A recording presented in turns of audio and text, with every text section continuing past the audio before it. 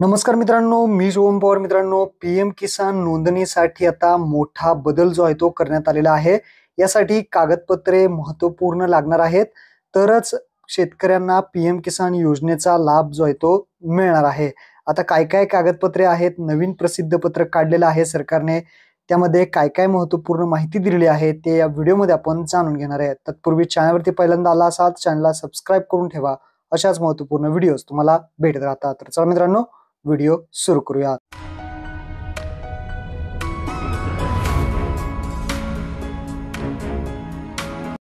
तर मित्रांनो, तुम्ही पाहू शकता महाराष्ट्र शासन कृषी विभागाअंतर्गत एक प्रसिद्ध पत्रक काढण्यात आलेलं आहे.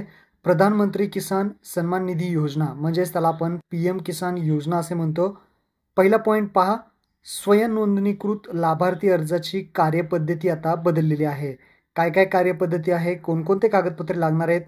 जर तुम्ही नवीन नोंदणी करत असाल, स्वतः नोंदणी करत असाल, तर तुम्ही इथे पाहू शकता काय काय कागदपत्रे आहेत. त्यामध्ये काय बदल करण्यात आलेले आहेत ते समजून घ्या. इथे पहा, प्रधानमंत्री किसान सन्मान निधी योजनेअंतर्गत म्हणजेच पीएम किसान योजनेअंतर्गत नवीन स्वयं नोंदणी करणाऱ्या लाभार्थ्यांना सूचित करण्यात येते की सदर योजनेच्या पोर्टलवरती ऑनलाईन नोंदणी करताना खालीलप्रमाणे कागदपत्रे अपलोड करणे अनिवार्य आहे. आणि जे काही कागदपत्रे आहेत ते तुम्हाला सर्व कागदपत्रे 200 KB फाईल मर्यादित अपलोड करावीत असं सांगण्यात आलेलं आहे. आता इथे पहा काय काय आहेत, तर 4 पॉईंट इथे मध्ये दिलेले आहेत. पहिला आहे, मागील 3 महिन्यातील डिजिटल किंवा तलाठी सहीचा सातबारा उतारा लागणार आहे. फॉर्म भरताना जे काही पहिलं कागदपत्र लागणार आहे ते म्हणजे डिजिटल सातबारा, आणि डिजिटल सातबारा नसेल तर तलाठी सहीचा सातबारा लागेल, पण मागील 3 महिन्याच्या आतमधला असावा असं सांगितलं आहे.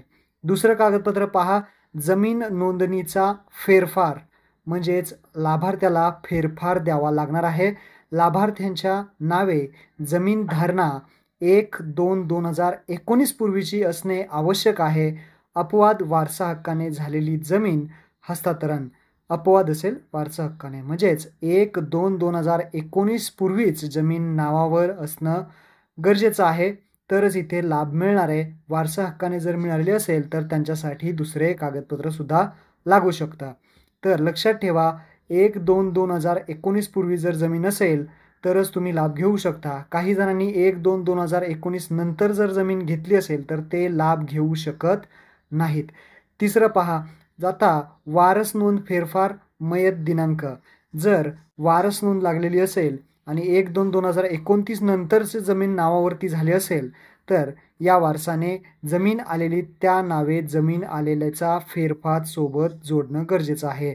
जर वारस नोंद लागलेली असते आणि 1/2/2019 नंतर जर लागलेली असेल तर अशांनी लक्षात ठेवायचं आहे, जे काही फेरफार आहे तो लागलेला इथे जोडावा लागणार आहे. त्यानंतर चौथा पॉईंट आहे, पती पत्नी व 18 वर्षाखालील अपत्य असेल तर त्याचं आधार कार्ड सर्व एका पानावरती स्कॅन करावीत असं सांगितलेलं आहे. आता ही सर्व कागदपत्रे लागणारच आहेत. त्यासोबतच तुमची पती असेल, पत्नी असेल किंवा 18 वर्षाखालील अपत्य असेल तर या सर्वांचे आधार कार्ड सुद्धा तुम्हाला एका पानावरती स्कॅन करावे लागणार. तर अशा प्रकारची ही 4 प्रकारची कागदपत्र तुम्हाला द्यावी लागणार आहेत आणि त्यानंतरच तुम्हाला लाभ जो आहे तो दिला जाईल असं सुद्धा सांगितलं आहे. तर पहा, वरील सर्व ऑनलाईन अपलोड केलेली कागदपत्रे पडताळणी अंती सदर लाभार्थींना मान्यता मिळेल. पडताळणी होईल आणि सर्व कागदपत्रे असतील वरील तरच लाभार्थ्यांना मान्यता देण्यात येणार आहे असं सुद्धा सांगण्यात आलेलं आहे. त्यानंतर पुढचा पॉईंट, लाभार्थी अपात्रता मागे घेण्याची कार्यपद्धती. याचा अर्थ असा होतो की काही कारणामुळे तुमचा जर अर्ज आता रिजेक्ट केला असेल तर तुम्हाला एक संधीसुद्धा देण्यात येईल. त्याप्रमाणे तुम्हाला ही सर्व कागदपत्रे जमा करायची आहेत. तर काय काय कागदपत्रे आहेत ते समजून घ्या. पहिला आहे, अपात्रता मागे घेण्याचा विहित नमुन्यातील अर्ज द्यावा लागेल. दुसरा आहे, लाभार्थी पोर्टलवरती जे काही स्टेटस दाखवतंय ते त्याची प्रिंट लागणार आहे. तिसरा आहे, आधार कार्ड लागेल. त्यासोबतच पती पत्नी व 18 वर्षाखालील अपत्य जर असतील तर त्यांचं सुद्धा आधार कार्ड द्यावं लागेल. तसेच चौथा आहे, परिशिष्ट बी लागेल, कृषी सहाय्यक यांनी प्रमाणित केलेलं. त्यानंतर पाचवा आहे, नवीन सातबारा व आटो उतारा लागेल, ज्यामध्ये डिजिटल किंवा तलाठी सहीचा लागेल. सहावा आहे, वरीलप्रमाणे जमीन नोंदणीचा फेरफार लागणार आहे आणि वारस नोंदणी असेल तर वारस नोंदीचा सुद्धा फेरफार लागणार आहे. अशा प्रकारची वरील सर्व अपात्रता मागे घेण्याची कागदपत्रे 2 प्रतीत तालुका कृषी अधिकाऱ्यांकडे सादर करावेत असं सुद्धा सांगण्यात आलेलं आहे. जर तुमचा कोणी अर्ज रिजेक्ट केला असेल तर एवढं सगळे तुम्ही देऊन तुमची अपात्रता मागे घेऊ शकता आणि तुमचं योजनेसाठी लाभ पुन्हा घेऊ शकता. अधिक माहितीसाठी आपल्या गावच्या कृषी सहाय्यक यांच्याशी संपर्क साधावा असं सुद्धा यामध्ये सांगण्यात आलेलं आहे.